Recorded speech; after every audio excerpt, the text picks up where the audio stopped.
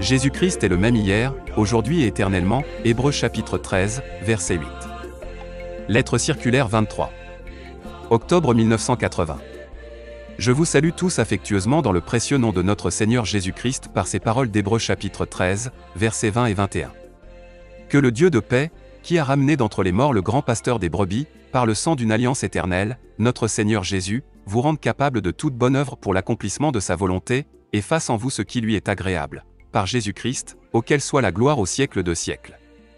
Amen. Dieu est un Dieu de paix, et ceux qu'il a rachetés sont des enfants de paix. Il est écrit: car il est notre paix, lui qui des deux n'en a fait qu'un, et qui a renversé le mur de séparation, l'inimitié, ayant anéanti par sa chair la loi des ordonnances dans ses prescriptions, afin de créer en lui-même avec les deux un seul homme nouveau, en établissant la paix, et de les réconcilier l'un et l'autre en un seul corps avec Dieu par la croix, en détruisant par elle l'inimitié. Ce ne sont pas des paroles vides de sens, mais bien une réalité divine dont on trouve la confirmation dans la vie de tous les rachetés. Par la croix, l'inimitié et le mur de séparation ont été enlevés. Ce qui séparait a disparu pour laisser place à ce qui seul unit. L'Écriture pense ce qu'elle dit. L'homme né de nouveau est un homme de paix, si quelqu'un n'est pas un homme de paix, c'est qu'il n'a pas été renouvelé. Là où l'œuvre de rédemption parfaitement achevée est mise de côté, et que la justification par la loi est exigée, c'est là que s'élève à nouveau l'ancienne inimitié qui produit la discorde. Alors, même parmi les enfants de Dieu commencent les querelles et les disputes, au travers de la haine se manifestent des hostilités telles qu'on ne peut même pas les trouver ou se les imaginer chez les incrédules. Cependant là où, par la foi, l'on se tient sans aucune restriction à l'œuvre de rédemption, Jésus-Christ s'oppose en tant qu'intercesseur à l'accusateur des frères. Son sang sert de médiation pour le pardon et la réconciliation. Les hommes sont renouvelés au plus profond d'eux-mêmes et deviennent réellement des pacificateurs. Nous qui sommes réconciliés avec Dieu, nous pouvons nous glorifier de la grâce qui triomphe du jugement. La question de notre dette a été une fois pour toutes clarifiée, car toutes nos fautes ont été placées sur lui, il s'est chargé de nos péchés, de nos maladies. Il est notre paix et notre réconciliation, en notre Sauveur se trouve salut et guérison car c'est un plein salut que Dieu nous a donné en Christ. C'est l'Évangile qui demeure à toujours. Alors que l'inimitié atteignait son point culminant et que le Seigneur était sur le point d'enlever le mur de séparation, les puissances des ténèbres passèrent à l'attaque, une ultime attaque générale contre le prince de la paix. La trahison dont il fut l'objet, le fait d'être livré entre les mains des Juifs, les accusations, la condamnation, l'infamie d'être exposé en spectacle jusqu'à la crucifixion, il souffrit tout cela sans ouvrir la bouche, comme un agneau qui est conduit à l'abattoir. Cependant, ce n'était pas encore la fin, car Dieu poursuivait un but d'une portée capitale pour l'histoire du salut que même les disciples de Jésus ne pouvaient saisir. Il s'était fait une toute autre représentation de la manière dont les choses allaient arriver. Cependant, au travers de la résurrection, une nouvelle vie sortit pour tous ceux qui étaient morts avec Christ et ressuscités avec lui. La vie divine ne peut cesser ni à cause d'une trahison, ni par la mort terrestre. Au contraire, la vie divine fut libérée et revint sur la semence de Dieu. Tous les fils et filles de Dieu ont part aux souffrances, à la mort, à la résurrection, à la transfiguration et à l'ascension de Jésus. Personne ne peut faire échouer l'œuvre de rédemption achevée en Jésus-Christ. Nous lisons dans 1 Thessaloniciens chapitre 1, verset 14, « Car si nous croyons que Jésus est mort et qu'il est ressuscité, croyons aussi que Dieu ramènera par Jésus et avec lui ceux qui sont morts. Dieu est Seigneur sur la vie et sur la mort. Ceux qui ont quitté corporellement cette vie d'ici-bas continuent à vivre pour Dieu en esprit. Par le sang de l'alliance éternelle, le Dieu de la paix a ramené d'entre les morts le prince de la paix, le grand pasteur des brebis, notre Seigneur Jésus-Christ. L'Esprit de Dieu, puissance vivifiante, n'aurait pas pu le faire se lever d'entre les morts si le sang de l'alliance éternelle n'avait pas été versé. Il en est de même pour tous ceux qui acceptent le sacrifice expiatoire de Jésus-Christ avec une foi agissante par l'Esprit. Nous ne sommes pas seulement crucifiés avec le Seigneur, nous sommes ressuscités avec lui pour une vie nouvelle et par lui nous avons été justifiés de la façon la plus parfaite en vertu de l'œuvre de salut accomplie par notre Seigneur Jésus-Christ. L'apôtre exprime la pensée que Dieu nous équipe de tous les biens nécessaires pour accomplir sa volonté. Ce qui importe dans le royaume de Dieu, ce n'est pas que la volonté de l'homme soit faite, mais que seule la volonté de Dieu soit faite. Il ne s'agit pas que notre programme s'accomplisse, mais bien le programme déterminé d'avance par Dieu. Il nous a fait connaître sa volonté au travers de sa parole révélée. Qu'il veuille nous donner la force de l'accomplir. Mais il faut que lui-même produise en nous ce qui lui est agréable. C'est seulement ce qu'il peut accomplir par son esprit dans les siens et au travers d'eux qui subsistera devant lui. C'est pourquoi il est indispensable que nous nous placions sous la direction de son esprit. Que cela puisse être la prière de notre foi qui pénètre jusqu'au trône de Dieu et être exaucée par Dieu lui-même, afin qu'il nous équipe de tout ce qui est bien pour l'accomplissement de sa volonté, et qu'il opère en nous ce qui lui est agréable. Alors ce ne sera plus l'homme, mais Dieu au travers de Jésus-Christ qui recevra l'honneur en tout et pour tout.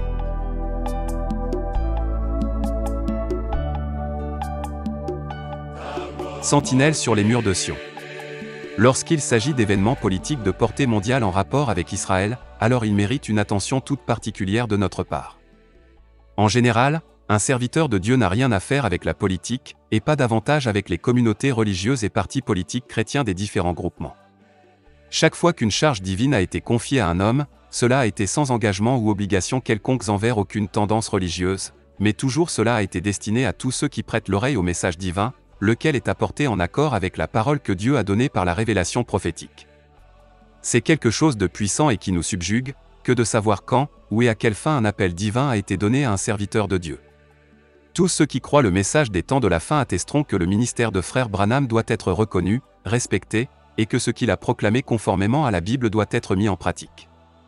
Il faut dire en même temps qu'il existe aussi différentes empreintes données à ce message et différents sens qui ne peuvent en aucun cas être réduits au même dénominateur. C'est pourquoi aujourd'hui subsiste la possibilité que l'on se réclame de Frère Branham, comme autrefois on se réclamait de Moïse et d'Abraham, sans être pour autant dans la volonté de Dieu. Dans des temps aussi sérieux que ceux d'aujourd'hui, nous portons devant Dieu la responsabilité pour le peuple de Dieu. Après que Frère Branham eut achevé son ministère, nous avions à expérimenter la suite de ce ministère. Aussi certainement que le Seigneur, sous l'inspiration de l'Esprit, parle aujourd'hui par toutes les paroles sorties de la bouche de ses serviteurs les prophètes et par les apôtres, tout aussi certainement nous parle-t-il directement par les prédications de Frère Branham lesquelles se trouvent être en plein accord avec le témoignage de l'ensemble des Saintes Écritures. Quand il s'agit des choses du royaume de Dieu, nous devons constamment nous aligner sur la vérité de la parole de Dieu révélée par l'Esprit. Mais pour exercer un ministère, nous devons avoir été appelés et établis par Dieu lui-même, sinon nous faisons obstacle à nous-mêmes et aux autres, apportant du trouble et de la confusion dans le royaume de Dieu. De même que le prophète Daniel, Daniel chapitre 9, versets 1 à 3, lu dans le prophète Jérémie pour sonder et connaître le temps dans lequel le peuple d'Israël allait retourner dans son pays, de la même manière devons-nous rechercher dans la parole prophétique révélée afin que nous reconnaissions le temps dans lequel nous vivons. De même que Michée donna à Akab le message divin en parfait accord avec la prophétie du prophète Élie, c'est aussi mon profond désir d'exposer au peuple de Dieu en toute vérité de quoi il s'agit pour ce temps, et cela en plein accord avec tous les prophètes et apôtres, ainsi qu'avec le message que Frère Branham a apporté de la part de Dieu. Nous voulons prier sérieusement et croire que le Seigneur lui-même ouvrira et éclairera notre pensée spirituelle et notre compréhension, afin que soit donnée au peuple de Dieu, par grâce, la directive juste et à l'heure qui convient. De nos jours, il ne suffit pas d'avoir une réponse, mais bien de recevoir une réponse venant de Dieu. La prophétie devient réalité. Frère Branham disait, « Si vous voulez connaître l'heure de la journée, regardez votre montre, si c'est le jour de la semaine que vous voulez connaître, regardez le calendrier, mais si vous voulez savoir quelle heure il est à l'horloge mondiale, regardez à Israël. » Quelqu'un caractérisait Israël en disant qu'il était l'aiguille d'or à l'horloge de Dieu. Bien que ce peuple soit méprisé et opprimé par le monde entier, il ne se passe presque pas de jour où il ne soit mentionné dans la presse ou les informations. Au cours de ces dernières semaines et de ces derniers mois, beaucoup de choses ont changé et nous pouvons compter qu'en peu de temps ils auront à endurer coup sur coup toutes sortes de choses qui vont s'accomplir. Si nous mentionnons la Russie par son nom, ce n'est pas pour des raisons politiques mais purement et simplement parce que ce pays doit jouer un rôle important au temps de la fin dans la prophétie biblique. Déjà en 1933, le Seigneur dit à Frère Branham, « Prends garde à la Russie. Prends garde à la Russie, le roi du Nord. » Comme vous le savez, je suis allé moi-même en Russie, et je peux dire qu'il n'y a guère d'autres peuples sur la terre qui puissent être comparés à ce peuple slave. Sous de nombreux rapports, ils ont de l'avance sur nous. Mais ici, il s'agit du déroulement de l'histoire du salut, laquelle a été décrite à l'avance dans la Bible. Les écrits historiques faits par les hommes s'écrivent après coup. On y relate ce qui a eu lieu. Par contre, l'histoire du salut écrite par Dieu est toute différente, dans sa totalité, elle a été écrite à l'avance sur l'espace d'environ 7000 ans. Tous les événements sont déjà arrêtés de la Genèse à l'Apocalypse. C'est en cela que la Bible se distingue de tous les livres qui existent sur la terre. Quand il s'agit d'Israël et des différents peuples qui l'oppriment et qui l'attaquent, nos cœurs en sont attristés. Également lorsque nous pensons à la fin des ennemis d'Israël, qui seront exterminés, nous sommes saisis d'une peine profonde. Nous ne nous réjouissons absolument pas de cela, mais nous respectons uniquement, et dans un profond respect, les décrets divins. C'est le Seigneur Dieu, lequel dans son omniscience pouvait seul déterminer toute chose à l'avance selon les desseins de sa volonté, qui sera finalement glorifié et honoré par le monde entier, tout genou fléchira et toute langue confessera que Jésus-Christ est le Seigneur. Parfois dans les Saintes Écritures les choses ne sont pas nommées par leur nom, mais seulement dépeintes. Il n'est pas écrit qu'un homme du nom de Judas trahirait le Messie. Les faits ont été seulement communiqués et les particularités ainsi que le nom furent identifiés plus tard seulement, au temps de leur accomplissement. C'est alors, dans Actes chapitre 1, verset 16, que Pierre donne le nom du traître et se réfère au passage de l'Écriture relatant l'événement que le Saint-Esprit avait annoncé à l'avance par la bouche de David. L'Antichrist n'est pas davantage mentionné par son nom, il est seulement dépeint, et cependant tous ceux qui sont éclairés par le Saint-Esprit reconnaissent, d'après la description, que celui-ci ne peut se trouver ni dans le judaïsme, ni dans l'islam ou en Russie, mais qu'il siège dans la capitale religieuse universelle. Dans les chapitres 36 à 39 d'Ézéchiel nous sont données les relations entre ce roi du Nord et le peuple d'Israël qui a été de nouveau assemblé et ramené dans sa patrie. À plusieurs reprises dans ces chapitres il est question de cet homme venant de l'extrémité du septentrion. Il est parlé du prince de Roche, chapitre 38, et de ses alliés, lesquels sont désignés par leur nom en tant que tribus, puis il est écrit, à l'extrémité du septentrion, et toutes ses troupes, peuples nombreux qui sont avec toi. Prépare-toi, tiens-toi prêt, toi et toute ta multitude assemblée autour de toi. Sois leur chef. Chapitre 38, versets 6 à 7. Ce qu'il y a de remarquable, c'est que la Russie ne se trouve pas seulement au septentrion, donc au nord d'Israël, mais à l'extrémité du septentrion. La Syrie, le Liban et la Turquie se trouvent aussi au septentrion, mais non pas à l'extrémité du septentrion. Vous voyez avec quelle exactitude les Saintes Écritures décrivent le pays d'où viendra le chef qui rassemblera autour de lui ses nombreuses troupes? Nous en sommes stupéfiés. Dieu connaissait toutes choses avec exactitude et il nous en donne la description afin qu'au temps de l'accomplissement nous puissions les reconnaître. Les pires oppositions peuvent être vaincues lorsqu'un ennemi commun est trouvé. Jusqu'il y a peu de temps, et peut-être aujourd'hui encore, l'islam voit dans le communisme en tant qu'idéologie son ennemi mortel. Aussi sûrement que l'islam a la prétention d'être la seule religion sur terre qui croit en un seul Dieu, et qu'elle doit défendre cette foi et la propager à n'importe quel prix et par tous les moyens, aussi sûrement les athées communistes nient-ils l'existence de Dieu, et pourtant ces deux extrêmes qui n'ont par ailleurs rien en commun s'unissent parce que c'est contre le peuple d'Israël qu'ils marchent. C'est le Dieu d'Israël qui a ainsi disposé les choses pour que deux conceptions du monde distinctes, celle de l'islam et celle du communisme, s'unissent dans la région où Dieu s'est révélé à la plupart des prophètes et où une grande partie de l'histoire du salut s'est déjà passée, et continuera à se passer. Conformément à Zacharie chapitre 12, verset 3, Jérusalem devait être une pierre pesante pour tous les peuples. Il est écrit, en ce jour-là, je ferai de Jérusalem une pierre pesante pour tous les peuples, tous ceux qui la soulèveront seront meurtris, et toutes les nations de la terre s'assembleront contre elle. Cela tombe sous le sens que tous les peuples, à cause du pétrole, seront contraints de s'agenouiller et de s'engager contre Israël. Cependant, des pressions seront exercées non seulement dans le domaine économique, mais aussi du point de vue militaire. La mise en demeure, publiée par l'agence de presse soviétique TASS disant que la Turquie devait sortir du pacte atlantique, OTAN, a déclenché en moi un signal. En faisant des recherches, je constatais que Méchec et Tubé, qui sont aussi mentionnés dans le prophète Ézéchiel, se trouvaient dans la Turquie d'aujourd'hui. On peut voir cela sur certaines cartes géographiques bibliques. Donc la Turquie, qui sans cela appartient au monde islamique, s'élèvera-t-elle aussi contre Israël? L'annonce que la Syrie allait entrer dans le pacte de Varsovie a été également une surprise, mais cela cadre tout à fait avec le tableau d'ensemble. À Damas se trouve le quartier général de l'OLP. Par conséquent la ville de Damas sera le but d'attaque principal, lors de la prochaine confrontation avec Israël. Le prophète Ésaïe a dit au chapitre 17, verset 1, « Voici, Damas ne sera plus une ville, elle ne sera qu'un monceau de ruines. » Le monde arabe en appelle publiquement et ouvertement à la guerre sainte. Celle-ci n'est pas seulement désignée ainsi parce que c'est une guerre conditionnée par la religion, mais parce que dans la Bible elle est désignée ainsi. Les chapitres 2 et 3 de Joël se rapportent à cela. Il est écrit dans Joël chapitre 3, verset 9, « Publiez ces choses parmi les nations. Préparez la guerre. » Littéralement la guerre sainte.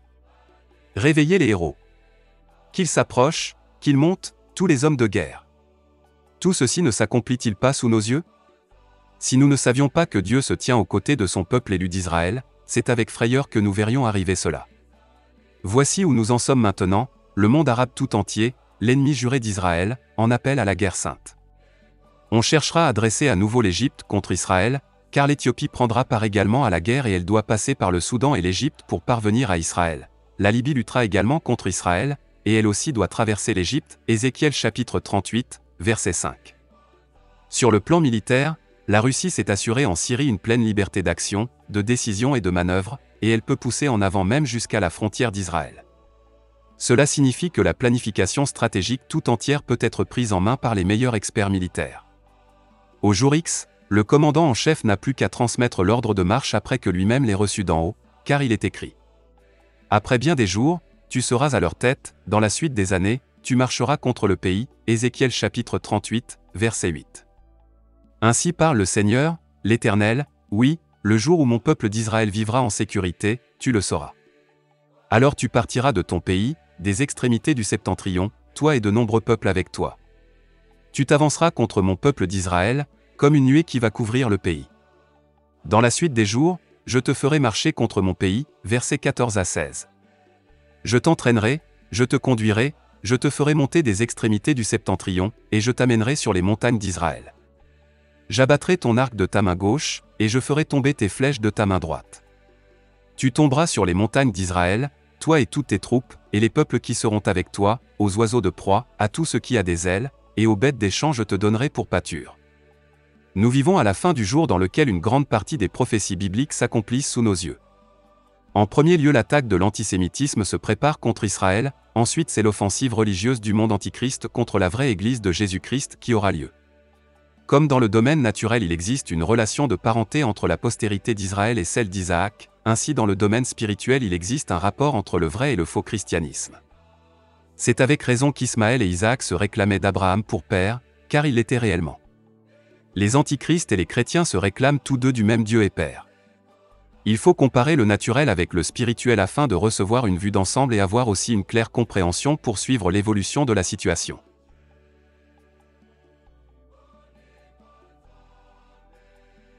Du feu pendant 7 ans. Selon Ézéchiel chapitre 39, verset 9, le travail de remise en état après cette grande bataille prendra cette année. C'est ceci longtemps qui sera employé pour brûler le matériel de guerre. Cette année seront nécessaires pour brûler tout le matériel consumable. Il est à peine pensable qu'il s'agisse là de la dernière bataille d'Armageddon qui, selon Apocalypse chapitre 16, doit avoir lieu après que la 6e coupe de la colère de Dieu doive être versée sur la terre, c'est-à-dire après l'enlèvement de l'Église, pendant la grande tribulation. Il est tout aussi impensable que les armes puissent être brûlées après le commencement du millénium. Tout cela devrait donc se passer auparavant. Frère Branham a mis l'accent, et cela avec raison, sur le fait que la terre devait être préparée en 3 étapes pour le millénium. Il a dit, premièrement, au temps de Noé, est venu le baptême au travers des eaux du déluge, deuxièmement, Jésus-Christ a répandu son sang sur cette terre, pour réclamer ses droits en tant que propriétaire originel sur les rachetés et même sur cette terre. En troisième lieu, il doit y avoir un baptême de feu, et une purification doit être accomplie avant que le millénium ne commence. Il se rapporte en cela à 2 Pierre chapitre 3, puis jetant un pont entre Apocalypse chapitre 21 et Ésaïe chapitre 65, il dit, « Ce n'est qu'après une purification par le feu qu'il est concevable que le Seigneur mette ses pieds sur la montagne des Oliviers et qu'il entre dans sa seigneurie. » Le conflit que nous considérons maintenant ici s'est rapproché d'une manière sensible. Il n'y a aucun homme sur terre qui puisse se considérer comme le conseiller intime de Dieu, mais avec l'aide du Seigneur nous observerons les événements sous la direction du Saint-Esprit, et nous les exposerons chaque fois en accord avec les Saintes Écritures. La fin de toute chose est véritablement très proche. Nous pouvons tout à nouveau nous orienter et nous laisser conduire sur la dernière position qu'apporte le développement prophétique. Combien nous devrions être reconnaissants que Dieu nous ait envoyé son serviteur et prophète, notre bien-aimé frère Branham, avec le message prophétique, la révélation de la parole et des voies divines pour le salut. C'est par ces choses que nous avons reçu une vue d'ensemble des événements du temps de la fin. Création d'assemblées. Le thème de la fondation de nouvelles assemblées a été mis à l'ordre du jour par quelques-uns, lesquels ont sans doute quelque arrière-pensée à ce sujet. Il y a toujours des personnes qui étant en dehors aimeraient se glorifier d'une chose, quelques-uns ont même en vue la laine plutôt que les brebis. Là où le Saint-Esprit agit véritablement, une assemblée est constituée sans que des hommes doivent faire le voyage depuis un pays lointain avec la charge de créer des assemblées. Du temps des apôtres, différents frères ont servi ensemble à des endroits déterminés, et ensuite ils ont établi des anciens. Là où l'Esprit de Dieu est véritablement à l'œuvre, il n'y a pas tellement de discussion sur une chose ou l'autre, on agit tout simplement selon la Bible. Partout où s'élèvent ça et là des discussions sans fin, ce n'est pas Dieu qui met sa main, mais bien les hommes. Chaque serviteur de Dieu a une assemblée qu'il peut considérer comme sa maison. Ici, À Krefeld, un certain samedi, le Seigneur me donna l'ordre direct d'établir nos bien-aimés frères Russ et Schmidt comme anciens. Ceci s'accomplit avec l'approbation de toute la communauté, et cela avant que je ne commence mon ministère itinérant. Maintenant nous ne nous trouvons pas au commencement mais à la fin de l'ère chrétienne. Il ne s'agit pas qu'une personne quelconque se fasse un nom pour fonder sous son contrôle quelque assemblée locale, il s'agit maintenant de faire sortir l'Église épouse et de la préparer pour son époux, et cela ne doit pas se faire d'après le modèle de toutes les tendances religieuses déjà créées. Il vaut la peine de réfléchir au fait que frère Branham n'avait qu'une assemblée qu'il considérait comme son port d'attache et que jamais au cours des années de son ministère il n'en a fondé une seconde. S'il avait fait cela, il aurait suivi les traces de tous les autres fondateurs d'assemblées, et par cela même, il aurait mis en question son ministère prophétique. Dans ce temps-ci, le Seigneur a adressé un message direct à tout le peuple de Dieu, lequel se trouve dispersé dans beaucoup de camps.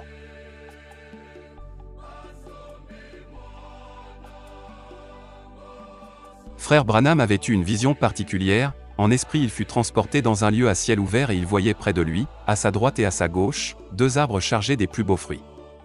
La voix du Seigneur se fit entendre à lui, l'un des arbres représente les croyants qui s'attachent à la Trinité, et l'autre les croyants qui s'attachent à l'unité de Dieu. Il se trouvait entre ces 2 arbres, il les saisit de ses mains et les secoua de toutes ses forces. Les fruits tombèrent en grande quantité sur lui. Cette vision ne nécessite aucune explication. Il n'y a aucun motif de changer le cours que Dieu a fait prendre à cette période prophétique de l'histoire du salut. C'est aujourd'hui que je comprends pourquoi, lors de mon appel, le Seigneur me dit, ne t'occupe pas de fonder des assemblées et ne publie aucun recueil de cantiques. Je prie chacun d'examiner si tous les mouvements religieux ne portent pas les mêmes marques, c'est-à-dire les marques distinctives d'une dénomination. Que ce soit les églises libres ou nationales, des communautés ou assemblées, toutes ont établi l'enseignement de leur doctrine et se sont subordonnées à un quartier général. Ensuite, elles ont publié leur propre recueil de cantiques pour faire ressortir la nouvelle direction de leur foi par rapport aux autres. Cependant l'épouse-parole n'est pas une marcotte d'une dénomination. Elle est le produit de l'amour du Dieu Tout-Puissant, par Jésus-Christ notre Seigneur, et mise à part pour l'époux divin. Frère Branham disait littéralement ceci, de ce dernier réveil, il ne sortira pas une nouvelle dénomination, mais bien l'Église épouse. Les assemblées locales sont justes et conformes à la Bible, elles prennent cependant naissance comme au temps des apôtres, par l'action de l'Esprit. Chaque assemblée locale est confiée à l'Ancien qui est en service là, et que le Saint-Esprit a établi sur le troupeau de Dieu, Actes chapitre 20, verset 28. Dès que des frères de l'extérieur s'arrogent une fonction de surveillance pour régner sur d'autres communautés, c'est déjà trop tard. C'est comme cela qu'a commencé la première organisation chrétienne à Nicée, et depuis, toutes les autres ont copié son exemple. Cela commence ainsi, un frère prétend être un apôtre ou quelque chose de particulier et il en convainc quelques autres, alors on s'assied ensemble pour délibérer et on en vient à prendre quelques décisions intellectuelles et humaines, lesquelles sont parées de spiritualité, et déjà quelque chose de personnel commence, mais c'est l'ancien nicolaïsme qui réapparaît. Les actes des apôtres nous ont été laissés comme un modèle immuable. On prêchait partout où ne s'ouvrait ne fût-ce qu'une seule porte, au temple, dans les synagogues, au portique de Salomon. Ceux qui devenaient croyants se rassemblaient d'un côté et d'autres dans les maisons. C'est là qu'il avait la communion dans la prière, qu'il rompait le pain et formait la communauté des saints. C'est vraiment biblique qu'ait lieu à Zurich, à la maison du peuple, des rencontres où beaucoup de personnes peuvent entendre la parole, et c'est tout aussi biblique qu'en différents endroits il y ait des réunions de prière et de méditation. Une place pour chaque chose, mais il faut aussi trouver la place que Dieu a réservée pour nous. Alors nous aurons une vue juste pour tout le champ d'activité de l'Église, et nous respecterons l'ordonnance divine. Ne vous laissez troubler par personne. Conformément à Jude versets 17 à 21, il doit y avoir dans les derniers temps des hommes qui provoquent des séparations et des divisions dans le royaume de Dieu. Il est dit d'eux qu'ils n'ont pas le Saint-Esprit, et cela bien qu'ils se croient particulièrement spirituels et se conduisent comme tels. C'est là que se trouve le plus grand problème.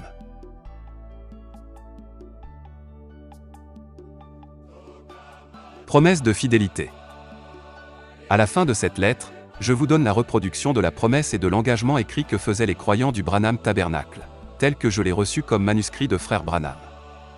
Il n'avait aucun membre enregistré, mais il avait voulu avoir la garantie que tous ceux qui considéraient le Branham Tabernacle à Jeffersonville comme leur communauté natale se tiendraient pleinement derrière lui. Il voulait éviter d'être gêné dans l'exercice de son ministère par les critiques au sein de sa communauté, lesquelles produisent une décomposition. Pour nous, c'est une formulation presque incompréhensible, mais c'est cependant ce que le Seigneur lui avait commandé. Si nous voulons expérimenter l'achèvement de l'Église et recevoir la pleine bénédiction de Dieu, il faut que cesse tout commérage qui sont comme un cancer qui ronge le corps, et employer le temps pour la prière. Celui qui se tient aux côtés d'un serviteur de Dieu qui a été appelé et mandaté par lui se trouve aux côtés de Dieu. Citation. Je déclare solennellement soutenir le Branham Tabernacle qui est dirigé par son pasteur le révérend William Branham, et cela dans tous ses programmes. Je promets de ne rien dire contre frère Branham ou contre quoi que ce soit de ses programmes, et je reprendrai ceux qui le feraient. Je répondrai de lui, qu'il soit dans le juste ou dans l'erreur, comme lui-même répond de Dieu. Amen. Agissant de la part de Dieu. Frère Franck.